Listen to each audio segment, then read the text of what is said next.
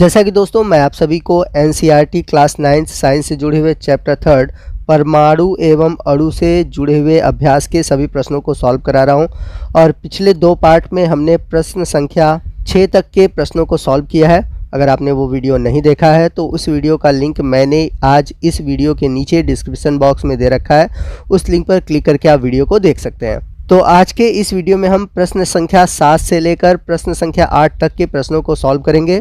मैं हर एक क्वेश्चन को आपको डिटेल से समझाऊंगा ताकि क्वेश्चन से जुड़े हुए जितने भी आपके डाउट्स हैं वो सभी क्लियर हो सकें। तो आइए आज के वीडियो की शुरुआत करते हैं। तो यदि हम बात करें क्वेश्चन नंबर 7 की, तो आप देख सकते हैं कि क्वेश्चन नंबर 7 में पूछा हुआ है निम्न का द्रव्यमान क्या होगा। पहला क्वेश्चन है इसमें 1 मोल नाइट्रोजन परमाणु का द्रव्यमान क्या होगा। दूसरा क्वेश्चन है 4 मोल एल्युमिनियम परमाणु का द्रव्यमान क्या होगा। और तीसरा है 10 मोल सोडियम सल्फाइड का द्रव्यमान क्या होगा। तो आइए देखते हैं कि कैसे हम इन प्रश्नों को सॉल्व करेंगे। तो आइए सबसे पहले देखते हैं कि 1 मोल नाइट्रोजन परमाणु का द्रव्यमान कितना होगा। जैसा कि हम सभी जानते हैं नाइट्रोजन का परमाणु द्रव्यमान होता है 14 U। यहाँ पर U क्या है? U किसी भी परमाणु के द्रव्यमान को मापने की इकाई होती है जिसे हम बोलते हैं यूनिफाइड मास।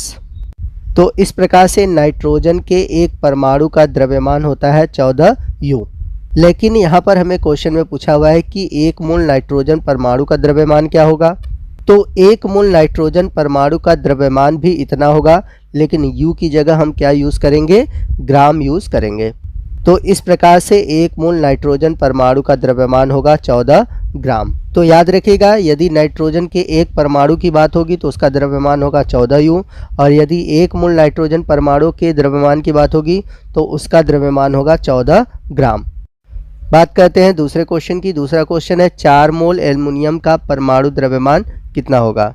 यहाँ पर क्वेश्चन में एल्युमिनियम का परमाणु द्रव्यमान दिया हुआ है 27। तो यदि हम बात करें 1 मोल एल्युमिनियम परमाणु के द्रव्यमान की, तो क्वेश्चन में आप देख सकते हैं कि एल्युमिनियम परमाणु का द्रव्यमान जो दिया हुआ है वो है 27, यानी कि एल्युमिनियम के एक परमाणु के द्रव्यमान की बात की जाए तो इसका मान होगा 27 U।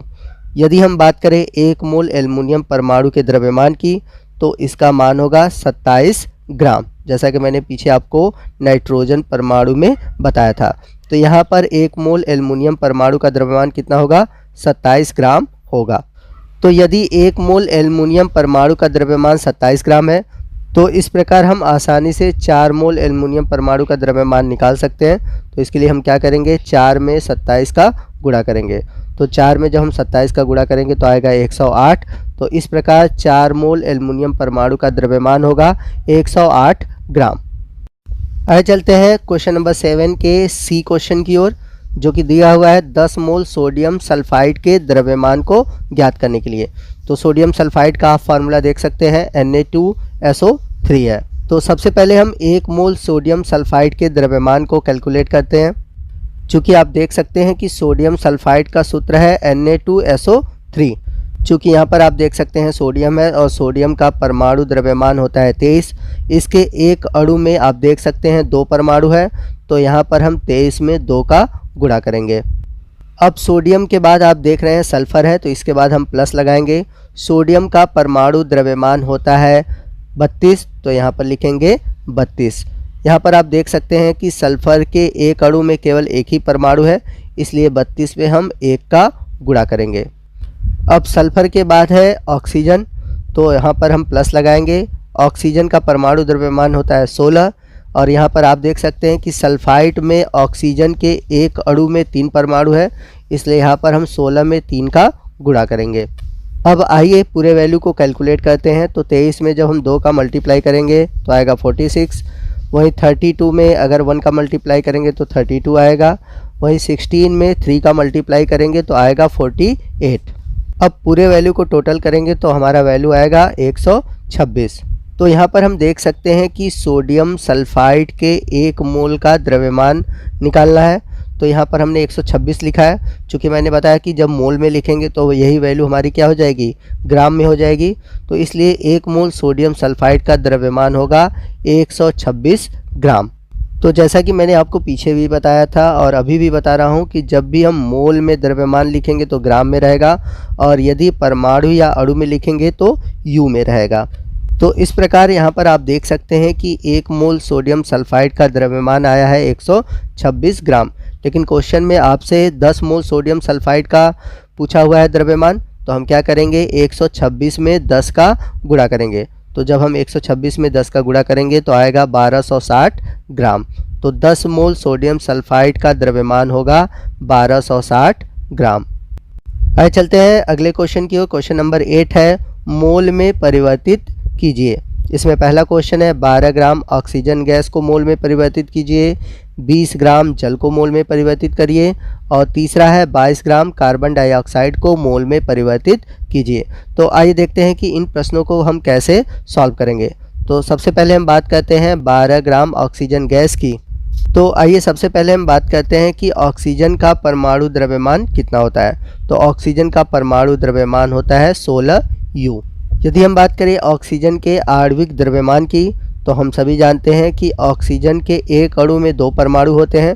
तो ऑक्सीजन का जो आणविक द्रव्यमान होगा वो होगा 32 U, क्योंकि हम 16 में 2 का गुणा करेंगे, क्योंकि एक परमाणु के लिए है 16 U, तो 2 परमाणु के लिए कितना होगा, 32 U। तो इस प्रकार हम देख सकते हैं कि ऑक्सीजन गैस का आणविक द्रव्यमान होगा 32 U। अब यदि हम बात करें ऑक्सीजन के 1 मोल के द्रव्यमान की, तो जैसा कि पीछे हमने देखा था कि अगर हमें परमाणु द्रव्यमान पता है तो हम 1 मोल का द्रव्यमान निकाल सकते हैं। तो 1 मोल ऑक्सीजन गैस का द्रव्यमान होगा 32 ग्राम, क्योंकि मोल में हम जब भी इकाई लेते हैं ग्राम में लेते हैं, तो इसलिए 1 मोल ऑक्सीजन का द्रव्यमान कितना होगा, 32 ग्राम होगा। आइए अब हम चलते हैं अपने प्रश्न की ओर। यहाँ पर प्रश्न में पूछा हुआ है मोलों की संख्या। तो मोलों की संख्या बराबर होता है, हम सभी ने पढ़ा है, पदार्थ का द्रव्यमान बटे मोलर द्रव्यमान होता है। यानी कि यदि हमें मोलों की संख्या ज्ञात करना है तो पदार्थ के द्रव्यमान में उसके मोलर द्रव्यमान से भाग देंगे। तो जैसा कि आपने देखा था कि क्वेश्चन में पदार्थ का द्रव्यमान दिया हुआ है 12 ग्राम और हमने मोलर द्रव्यमान निकाला हुआ है 32 ग्राम। तो 12 ग्राम में हम 32 ग्राम से भाग देंगे तो हमारा वैल्यू आएगा 0.375। तो इस प्रकार हम देख सकते हैं कि 12 ग्राम ऑक्सीजन में 0.375 मोल होंगे। आइए चलते हैं क्वेश्चन नंबर 8 के क्वेश्चन नंबर बी की ओर, जिसमें पूछा हुआ है 20 ग्राम का मोल कितना होगा। तो सबसे पहले हम जल का आणविक द्रव्यमान ज्ञात करेंगे। तो जल का आणविक द्रव्यमान ज्ञात करने के लिए हम क्या करेंगे, तो जैसा कि जल का सूत्र होता है H2O और हाइड्रोजन का परमाणु द्रव्यमान होता है 1। यहाँ पर देख सकते हैं हाइड्रोजन के 2 परमाणु दिए हुए हैं, तो 1 में हम 2 का गुणा करेंगे। उसके बाद आप देख सकते हैं हाइड्रोजन के बाद दिया हुआ है ऑक्सीजन, तो हम लिखेंगे प्लस। ऑक्सीजन का परमाणु द्रव्यमान होता है 16, तो हम क्या करेंगे, यहाँ पर 16 लिखेंगे। तो आप देख सकते हैं कि ऑक्सीजन का यहाँ पर केवल एक ही परमाणु है, तो यहाँ पर 16 में हम 1 का गुणा करेंगे। अब 1 का गुणा करने के बाद हम सभी वैल्यू को कैलकुलेट करेंगे। तो बराबर करने के बाद 1 में अगर हम 2 का गुणा करते हैं तो आएगा 2, और 16 में 1 का गुणा करते हैं तो आएगा 16। अब इन दोनों को टोटल करें तो हमारा आएगा वैल्यू 18। तो जल का आणविक द्रव्यमान होगा 18 U। अर्थात इसका मतलब ये है कि जल के एक अणु का आणविक द्रव्यमान होगा 18 U। आइए नेक्स्ट हम बात करते हैं कि इसके 1 मोल का द्रव्यमान कितना होगा। तो जैसा कि जल का आणविक द्रव्यमान हमने निकाला था 18 U, तो 1 मोल का द्रव्यमान होगा 18 ग्राम।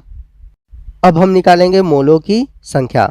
तो मोलों की संख्या निकालने के लिए हमने फार्मूला देखा है, मोलों की संख्या बराबर है पदार्थ का द्रव्यमान बटे मोलर द्रव्यमान। तो जैसा कि हमने देखा है कि क्वेश्चन में दिया हुआ है पदार्थ का द्रव्यमान 20 ग्राम और हम लोगों ने मोलर द्रव्यमान निकाला हुआ है 18 ग्राम। तो जब हम 20 ग्राम में 18 ग्राम से भाग देंगे तो हमारा वैल्यू आएगा 1.11। तो यहाँ पर मोलों की संख्या है 1.11, यानी कि 20 ग्राम में मोलों की संख्या होगा 1.11। चलते हैं क्वेश्चन नंबर 8 के सी की ओर। दिया हुआ है 22 ग्राम कार्बन डाइऑक्साइड में मोलों की संख्या कितनी होगी। तो इस क्वेश्चन को आप सॉल्व कीजिए, क्योंकि मैंने क्वेश्चन को सॉल्व करने का पैटर्न आपको बता रखा है, और आप जो भी आंसर लाते हैं उस आंसर को हमें कमेंट करके बताइएगा। और यदि आपको क्वेश्चन करने नहीं आता है तो आप हमें कमेंट करके बताइएगा। मैं अगले वीडियो में इस क्वेश्चन को सॉल्व करके बताऊंगा। तो आपको आज का वीडियो कैसा लगा कमेंट करके ज़रूर बताइएगा। वीडियो अच्छा लगा हो तो वीडियो को लाइक और शेयर करना मत भूलिएगा। कोई भी डाउट हो आप हमसे कमेंट करके पूछ सकते हैं।